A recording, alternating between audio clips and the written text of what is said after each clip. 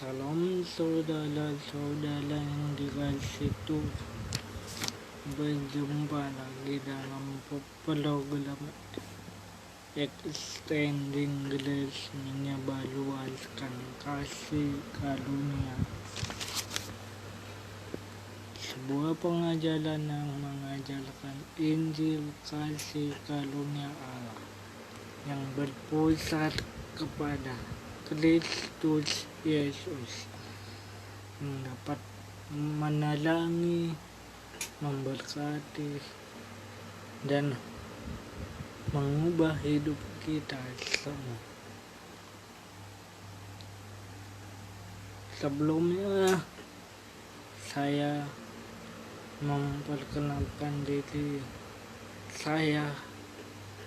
Barangkali saudara ada yang belum kenal. Nama saya Pastor Adi Jona Alfredo Pasaribu Sarjana Teologi. Oleh kasih karunia Tuhan, kita akan mendengar firman Tuhan pada pagi hari ini dengan tema He is risen. He is risen. Dia telah bangkit. Dia telah bangkit. He is risen. Siapa yang telah bangkit? Pribadi siapakah yang telah bangkit yang akan dimaksudkan dalam tema tersebut? Markus 16 ayat 1 sampai 4. Setelah lewat hari Sabat, Maria Magdalena dan Maria ibu Yakobus serta Salome membeli rempah-rempah untuk pergi ke kubur dan meminyaki Yesus.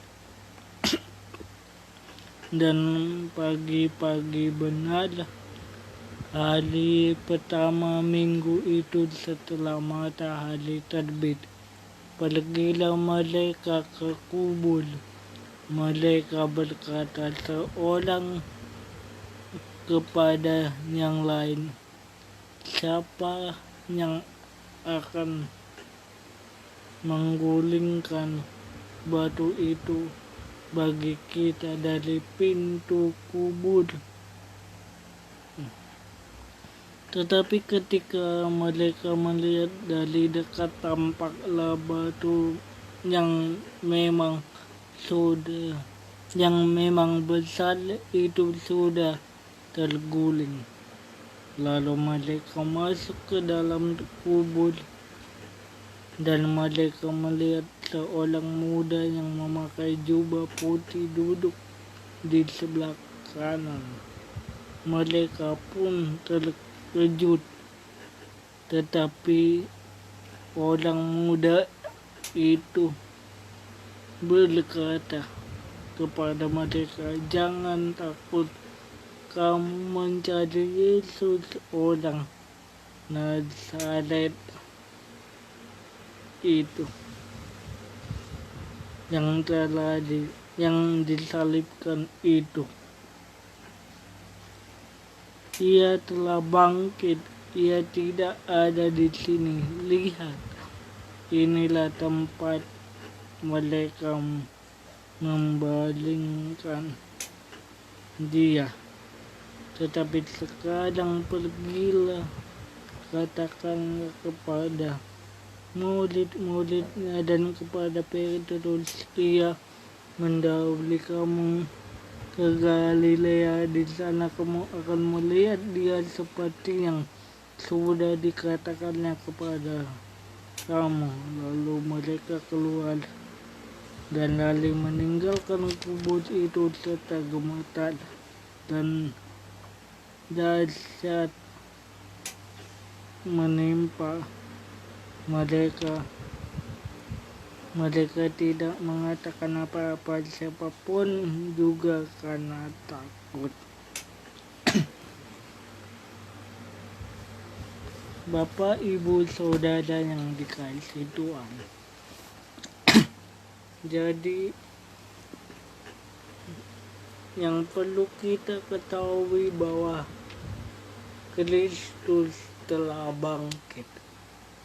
Jesus is risen. Jesus is risen. Jesus is alive. Bukti bahwa Yesus telah bangkit adalah batunya telah terguling.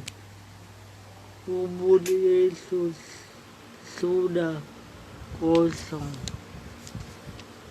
Ya, karena banyak akhir-akhir ini pengajaran yang tidak memberitakan berita tentang kematian dan kebangkitan Kristus.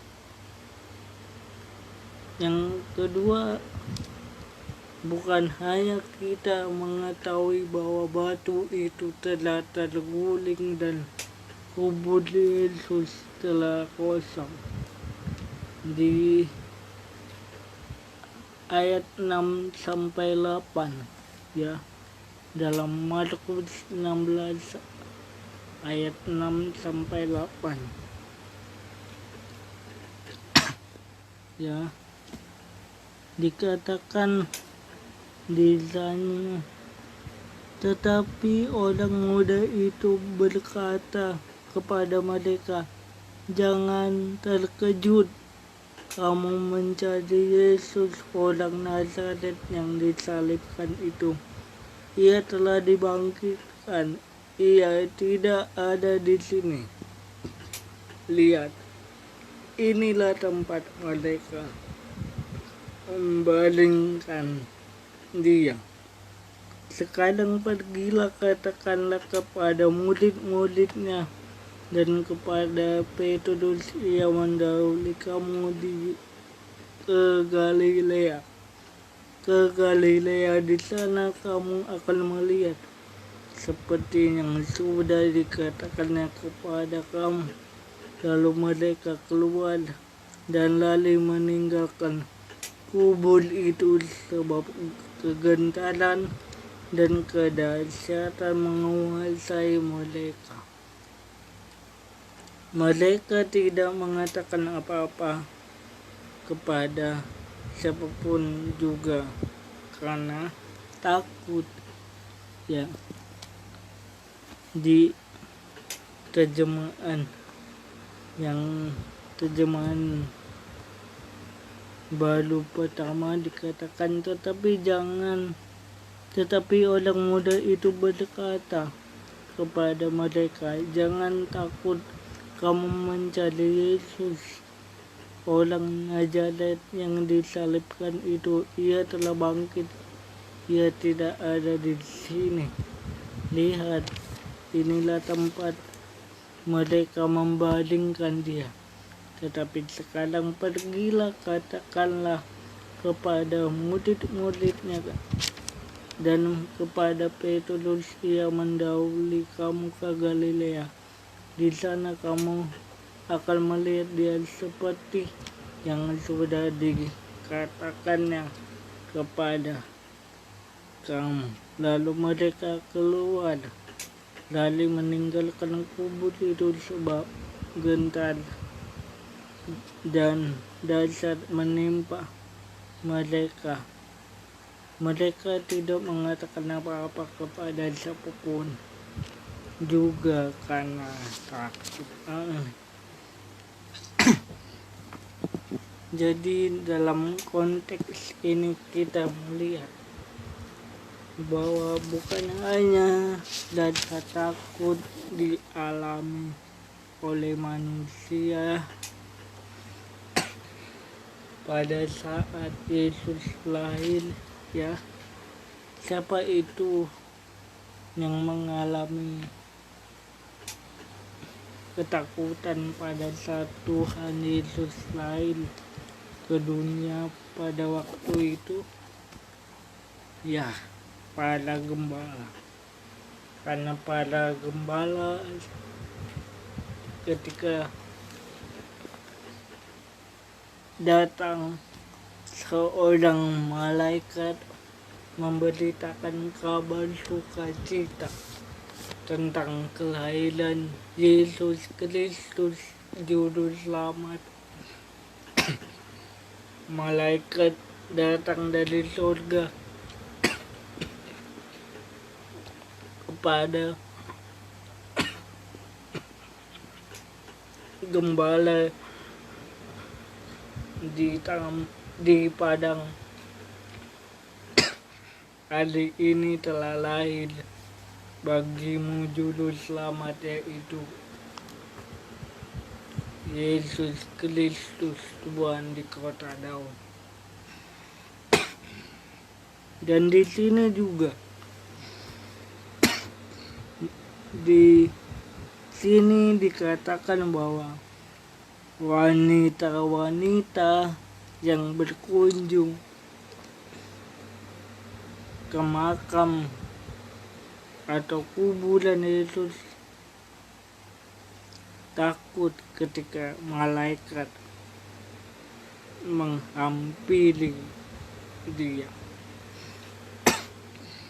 Ya, karena berpikir bahwa Yesus tidak bangkit, melainkan dicuri orang lain. Ya, tetapi malaikat mengingatkan bahwa batu itu telah terguling, kubur telah kosong. Artinya dia telah bangkit, Yesus telah bangkit. Inilah yang harus kita ketahui. Inilah jalan kita untuk memperoleh keselamatan hidup kekal, yaitu mempercayai bahwa Kristus telah mati dan bangkit dari antara orang mati. Bangkit mengalahkan dosa dan maut, mengalahkan iblis. Ya, iblis berusaha menutup jalan bagaimana manusia tidak bisa, supaya tidak bisa bersatu kembali dengan Bapa di surga melalui anaknya Kristus Yesus. Iblis berusaha untuk menahan batu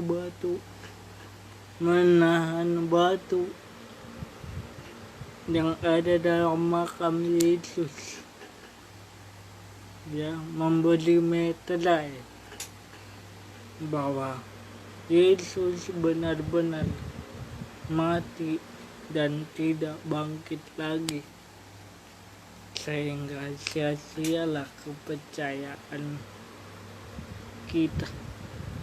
Tetapi ada kabar baik, Kristus telah bangkit karena batu telah terguling, batu kubur Yesus terguling. Itu artinya kubur Yesus telah kosong. Ya, dan Yesus telah bangkit. Ya, tujuan dari kebangkitan Yesus, ya, mengapa Yesus Kristus harus datang ke dunia, lahir, mati, dan bangkit.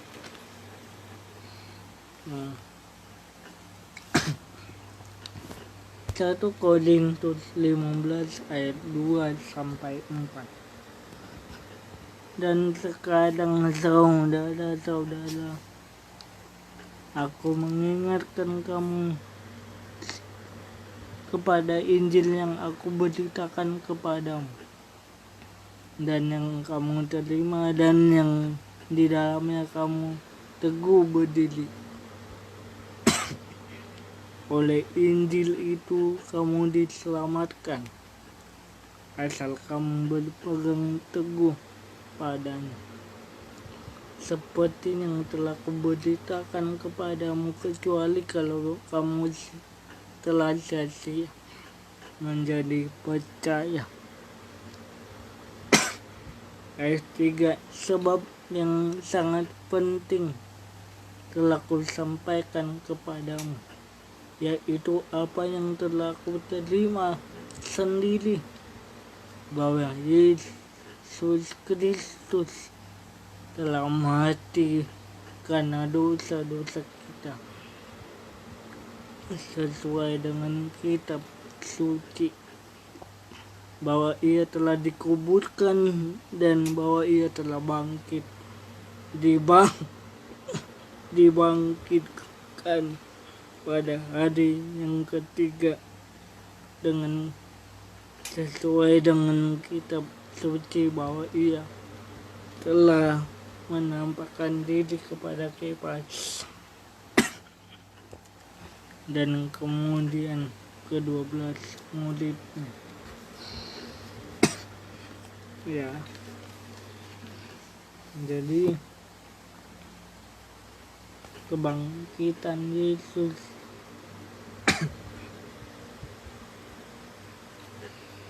membuat kita berpegang kepada Injil, karena Injil adalah berita kabar baik yang dapat menyelamatkan manusia.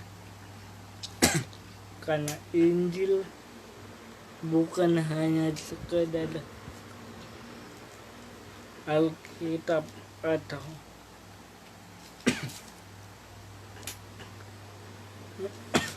buku,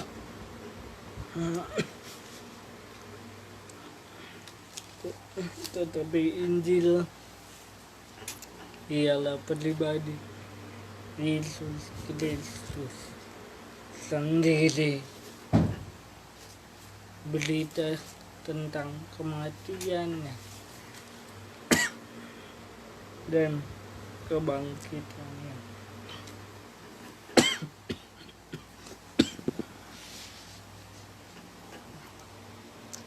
Satu Korintus 15 ayat 1 sampai 4. 1 Korintus 15 ayat 1 sampai 4. Sekarang saudara-saudara, aku mau mengingatkan kamu kepada Injil yang aku beritakan kepadamu dan kamu terima, dan yang di dalamnya kamu teguh berdiri. Melalui Injil itu kamu diselamatkan seperti yang telah kuberitakan kepadamu, asal kamu teguh berpegang padanya, kecuali kalau kamu telah sia-sia saja menjadi percaya. Sebab yang sangat penting telah kusampaikan kepadamu, yaitu apa yang telah kuterima sendiri, ialah bahwa Kristus telah mati karena dosa-dosa kita, sesuai dengan kitab suci, bahwa ia telah dikuburkan dan bahwa ia telah dibangkitkan pada hari yang ketiga, sesuai dengan kitab suci. Ya. Jadi dikatakan di sini bahwa Kristus telah dibangkitkan pada hari ketiga sesuai dengan kitab suci. Artinya bahwa berita itu benar-benar tertulis, telah ditulis oleh para rasul. Berita, nubuatan, dan penggenapan tentang kedatangan, kematian, penyaliban, dan kebangkitan telah digenapi oleh Yesus. Nubuat pada nabi ratusan tahun tentang kematiannya, kebangkitannya telah digenapi melalui Kristus yang telah disalibkan dan bangkit mengalahkan dosa dan maut.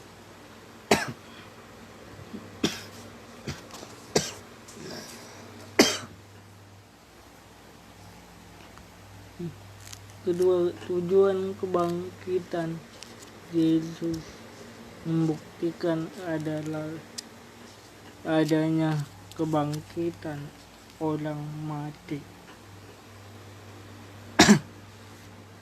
Kebangkitan Kristus bukti bahwa adanya kebangkitan orang mati. Jadi bila mana kami beritakan bahwa Kristus dibangkitkan dari antara orang mati, bagaimana mungkin dia ada di antara kamu yang mengatakan bahwa tidak ada kebangkitan orang mati? Ya. Ayat 13-nya, seandainya tidak ada kebangkitan orang mati, Kristus juga tidak dibangkitkan. Artinya bahwa kalau tidak ada kebangkitan orang mati, maka tidak mungkin Kristus dapat dibangkitkan. Tujuan kebangkitan Kristus yang ketiga, supaya kita tidak sia-sia menjadi percaya.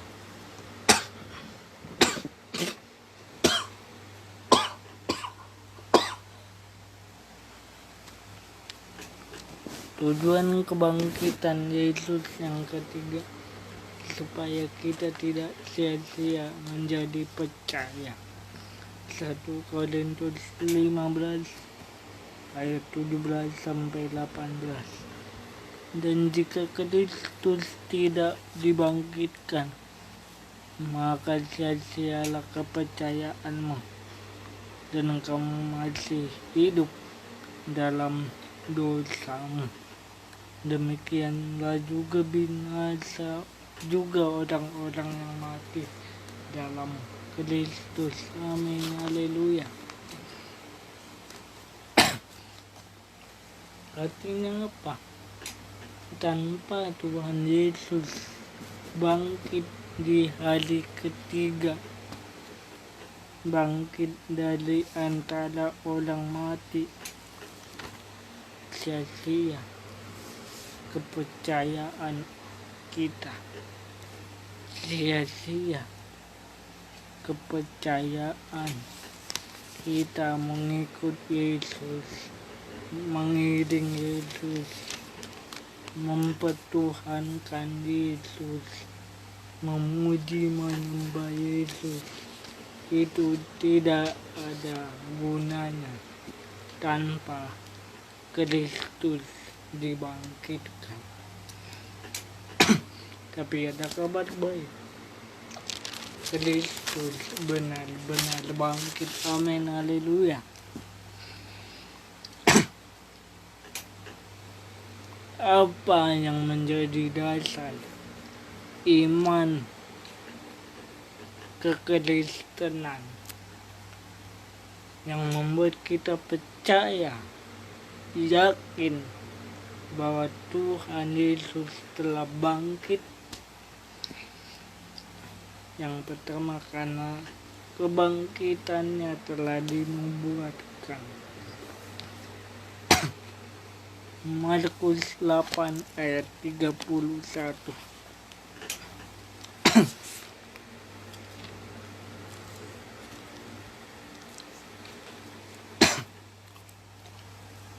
Apa yang membuat kita memiliki dasar iman, percaya bahwa Kristus telah bangkit? Atau lebih sederhananya, mengapa orang Kristen sangat-sangat yakin, percaya bahwa Yesus sudah bangkit? Yang pertama, karena Yesus telah menubuatkannya. Markus 8 ayat 31.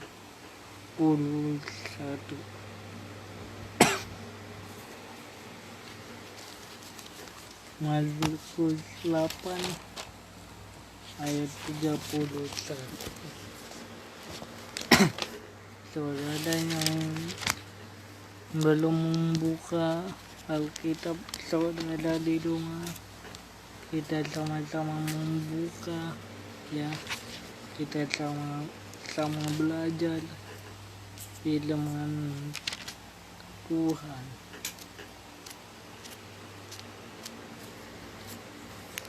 Markus 8 ayat 31. Kemudian mulailah Yesus mengajarkan kepada mereka bahwa Anak Manusia harus menanggung banyak penderitaan dan ditolak oleh tua-tua, imam-imam kepala dan ahli-ahli Taurat, lalu dibunuh dan bangkit sesudah 3 hari. Dalam terjemahan baru 2 dikatakan, Yesus mulai mengajarkan kepada mereka bahwa Anak Manusia harus menanggung banyak penderitaan dan ditolak oleh tua-tua, imam-imam kepala dan ahli-ahli Taurat, lalu dibunuh dan bangkit sesudah 3 hari. Dalam Markus 8 ayat 31. Jadi tidak asal-asal Tuhan Yesus bangkit secara tiba-tiba, mati secara tiba-tiba,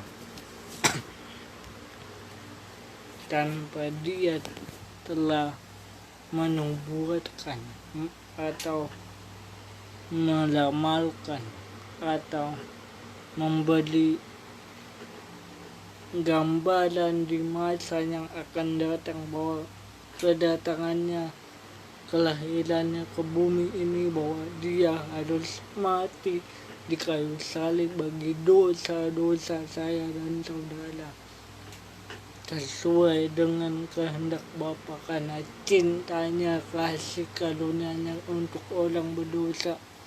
Dia mati di dunia ini, di dalam dunia yang berdosa ini, tetapi Dia juga bangkit kembali sesuai dengan apa yang dikatakan kitab suci.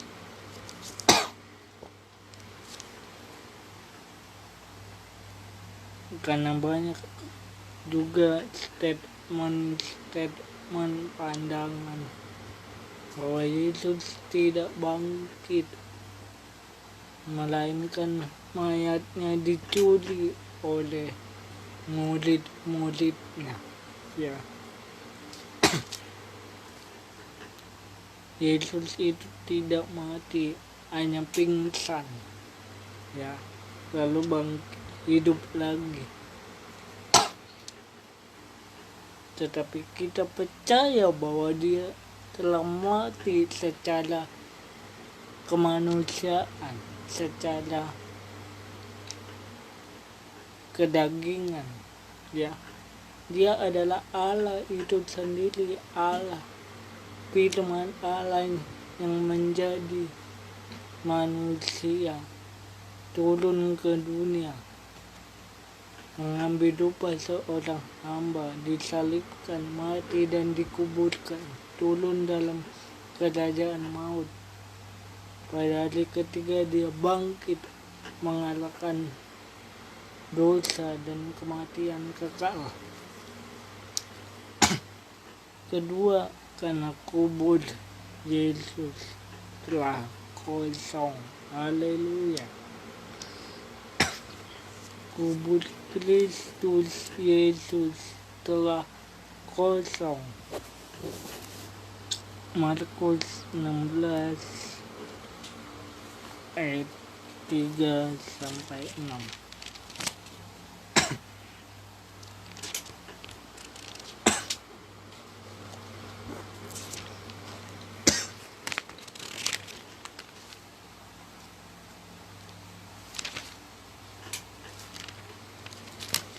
Dikatakan Markus 16 ayat 3 dan sampai ayat 6. Mereka berkata seorang kepada yang lain, siapakah yang menggulingkan batu itu bagi kita dari pintu kubur? Tetapi ketika mereka melihat dari dekat, tampaklah batu itu memang sangat besar, itu sudah terguling. Lalu mereka masuk ke dalam kubur dan mereka melihat seorang muda yang memakai jubah putih di sebelah kanan. Mereka pun sangat terkejut. Tetapi orang muda itu berkata kepada mereka, "Jangan takut, kamu mencari Yesus orang Nazaret yang disalibkan itu.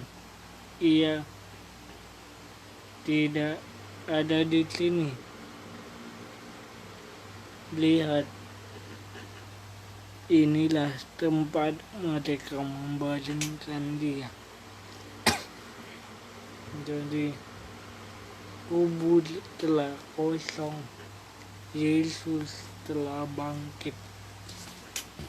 Ya, membuat kita semakin bertumbuh, berakar, berbuah dalam pengharapan akan kemuliaan.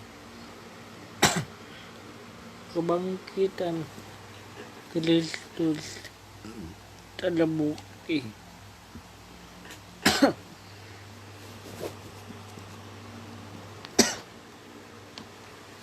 Yohanes 20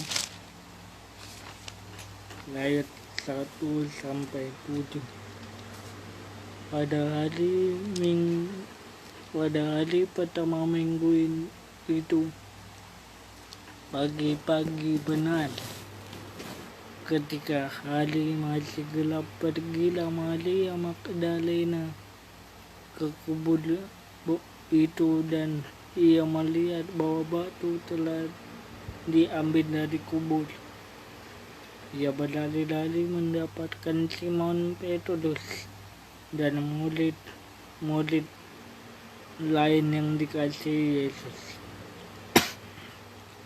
Dan mereka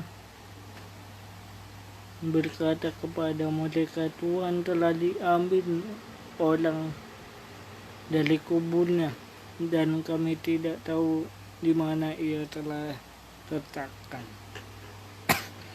Maka berangkatlah Petrus dan murid yang lain itu ke kubur. Keduanya bersama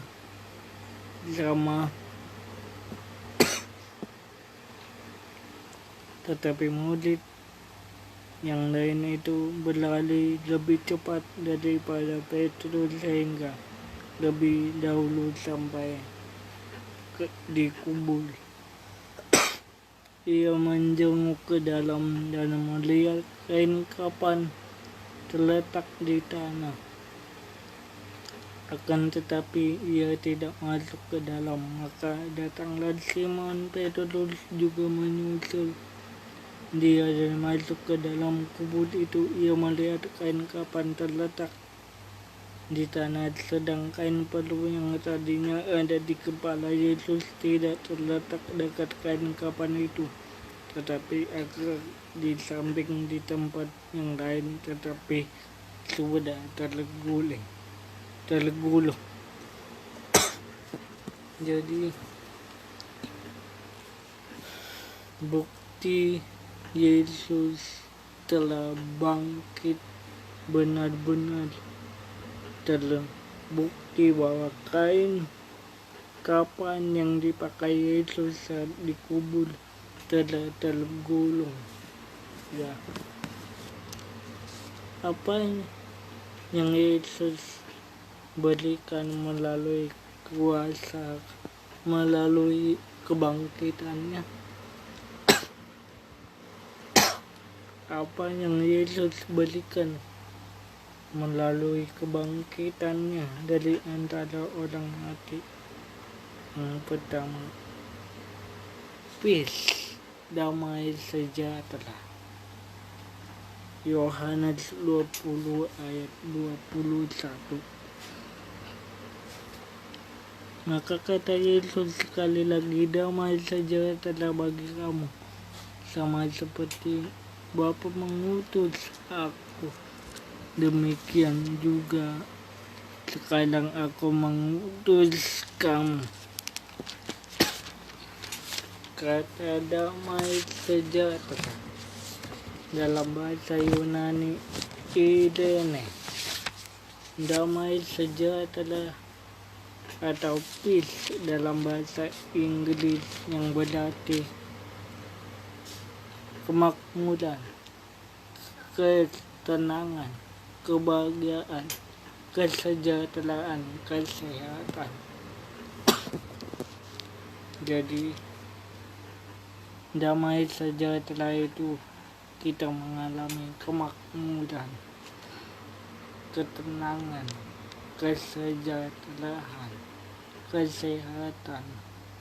Ya,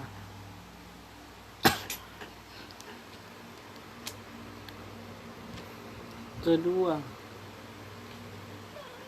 dalam apa yang kita dapatkan yang Yesus berikan melalui kebangkitan, yaitu Roh Kudus, pneuma, ya, dalam bahasa Yunani pneuma, ya, yang artinya Roh Allah, kuasa Allah, ya. Yohanes 20 ayat 22 sampai 23. Yohanes 20 ayat 22-23. Dan sesudah berkata demikian, ia menghembusi mereka dan berkata, terimalah Roh Kudus. Jikalau kamu mengampuni dosa orang, dosa yang diampuni, dan jikalau kamu menyatakan dosa orang, tetap ada dosanya, tetap ada. Jadi Roh Kudus dicurahkan sebagai penolong, penghibur, ya, yang dapat membantu kita untuk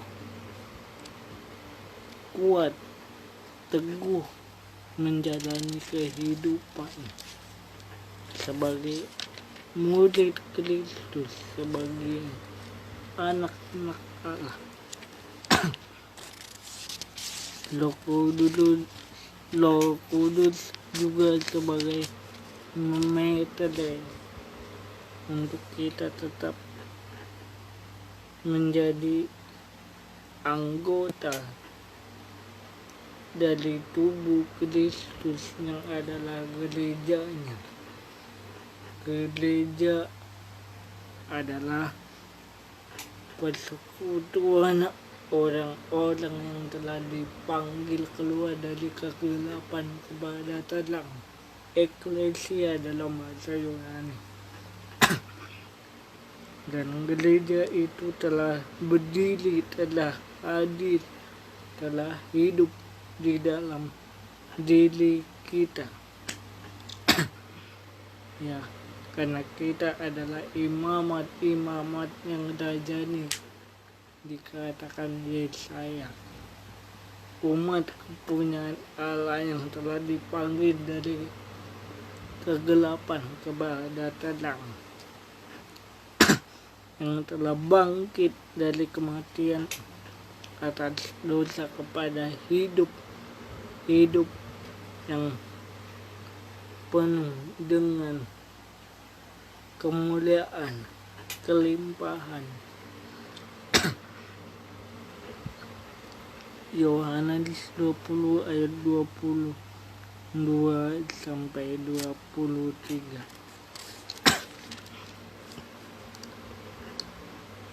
Sesudah berkata demikian, ia mengembusi mereka dan berkata, terimalah Roh Kudus. Jika kamu mengampuni dosa orang, dosanya diampuni.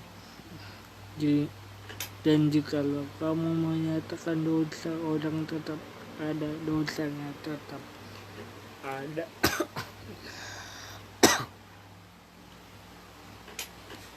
Artinya, kalau kita sudah percaya Yesus, sudah hidup di dalam Kristus, ya, tinggal dalam Roh Kudus, kita harus mengampuni karena Kristus telah lebih dahulu mengampuni.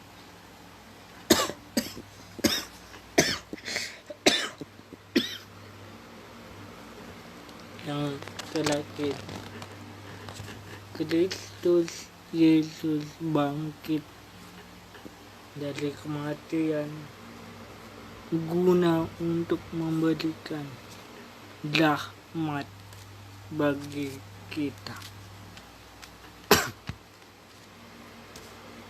Tujuan Kristus mati dan bangkit di hari ketiga, kebangkitan yang memberikan rahmat untuk kita. 1 Petrus 1 ayat 3. Terpujilah Allah dan Bapa Tuhan kita Yesus Kristus, yang karena rahmat yang besar telah melahirkan kita kembali oleh kebangkitan Yesus Kristus dari antara orang mati kepada suatu hidup yang penuh pengharapan. Kata rahmat dalam bahasa Yunani Eleos, atau dalam bahasa Inggris mercy,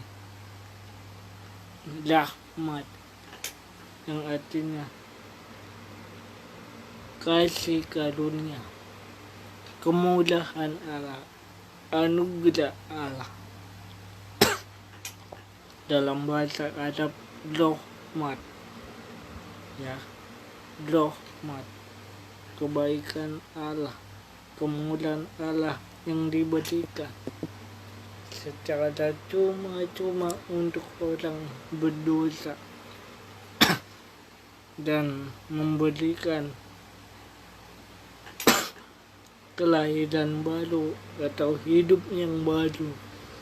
Lahir baru artinya hidup kita bukannya kita lagi, tetapi Kristus yang telah bangkit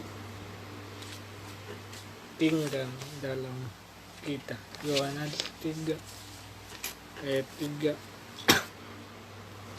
Barang siapa yang tidak dilahirkan kembali dari air dan roh, ia tidak dapat melihat kerajaan surga.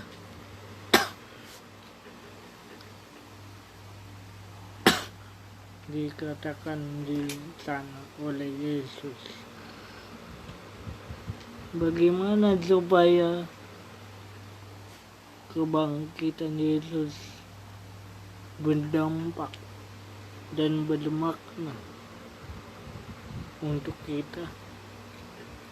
Apa manfaat, apa gunanya, apa dampaknya, makna dari kebangkitan Tuhan Yesus dalam hidup ini, dan bagaimana caranya supaya itu berdampak, bagaimana supaya itu bermakna, mempunyai arti yang baik untuk orang percaya, yaitu percaya bahwa Dia telah bangkit, percaya bahwa Tuhan Yesus telah bangkit. Di Lukas, saudara bisa baca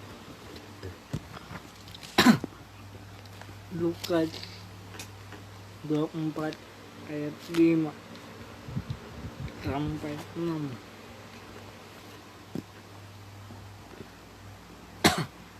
Mereka sangat ketakutan dan menundukkan kepala, tetapi kedua orang itu berkata kepada mereka, mengapa kamu mencari Dia yang hidup di antara orang mati? Ia tidak ada di sini, Ia telah bangkit. Ingatlah apa yang dikatakannya kepada kamu ketika Ia masih di Galilea. Ayat 7, yaitu bahwa Anak Manusia harus diserahkan kepada tangan orang-orang berdosa dan disalibkan, dan akan dibangkitkan pada hari ketiga.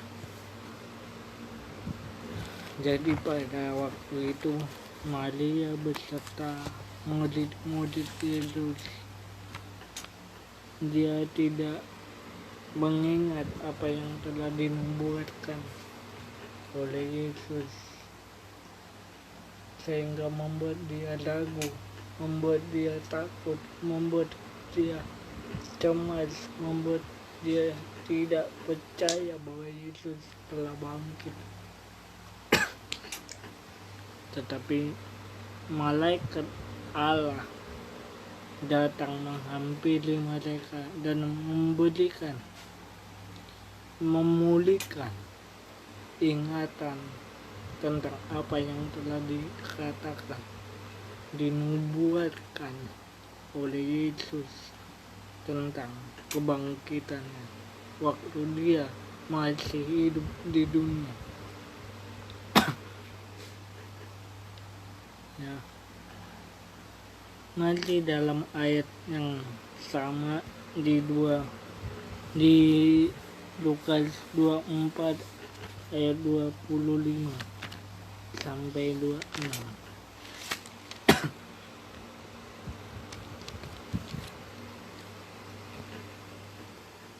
Ya.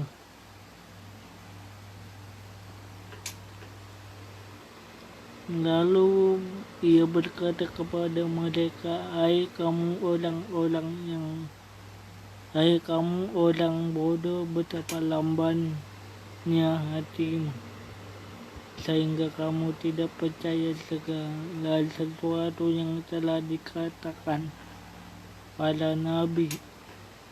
Ya, bukankah Mesias harus menderita semuanya itu untuk masuk ke dalam kemuliaannya. Lalu ia menjelaskan kepada mereka apa yang tertulis tentang dia dalam seluruh kitab suci dan mulai dari kitab Musa dan segala kitab nabi-nabi. Jadi berita atau nubuatan, gambaran ya tentang kebangkitan Kristus, kematian Kristus telah dinubuatkan oleh para nabi dan ratusan tahun. Namun murid-murid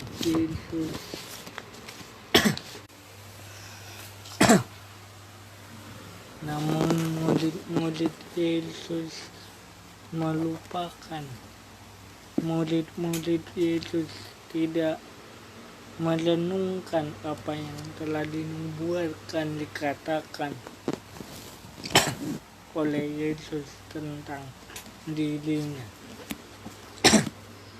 Oleh karena itu, biarlah firman Tuhan ini dapat membuat kita semakin bertumbuh, berakar, berbuah tentang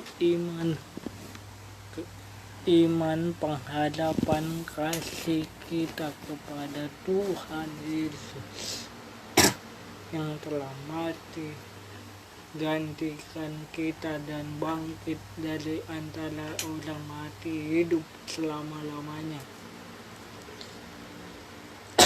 Membuka tabir bait suci yang terbelah dua dari atas ke bawah.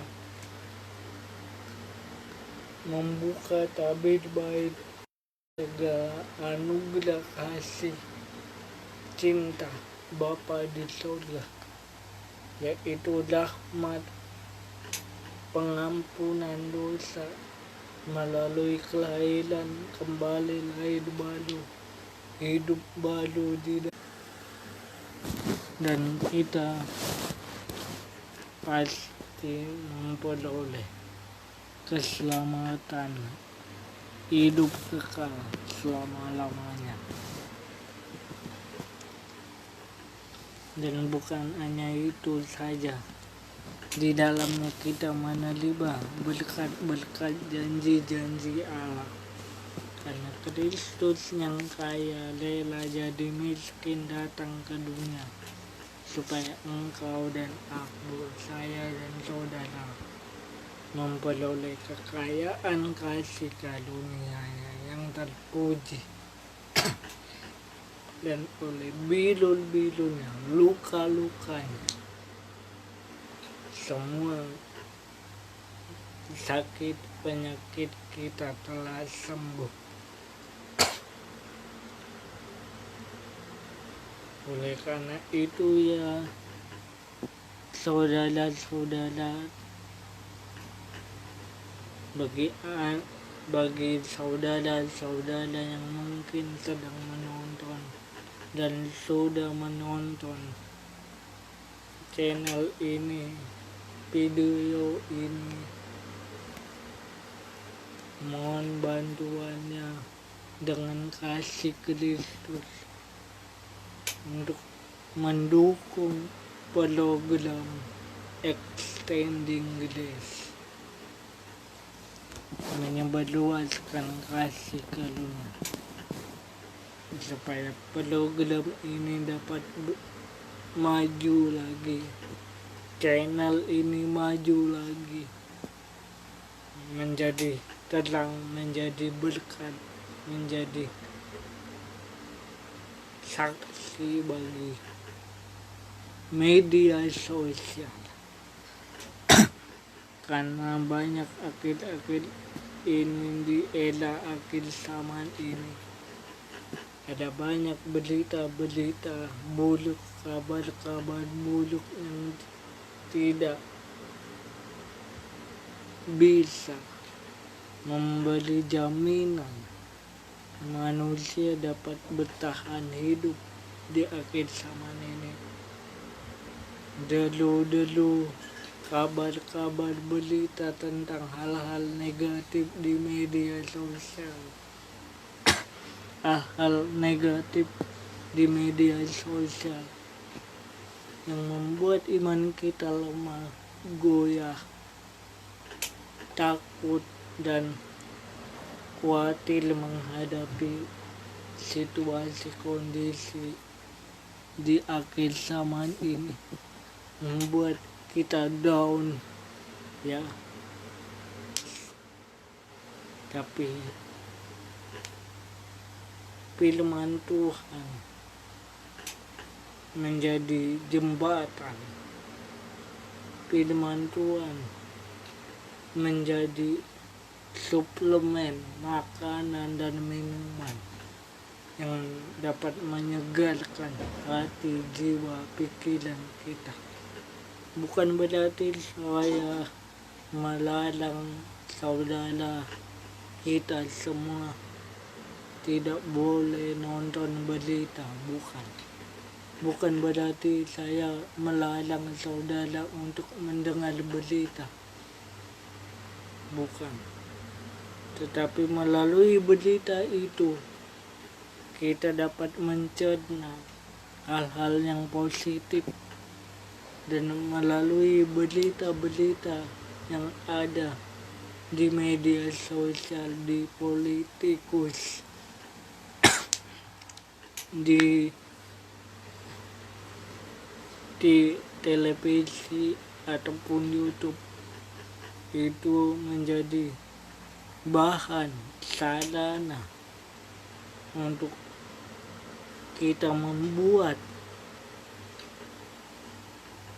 tubuh khotbah, tubuh pemberitaan Injil Kristus, menghubungkan antara dunia sekuler dengan dunia kerohanian, dunia spiritualitas, dan dunia tentang fisik atau secara logika. Sekali lagi mohon untuk menekan like, comment, and subscribe. Terima kasih. Tuhan Yesus memberkati.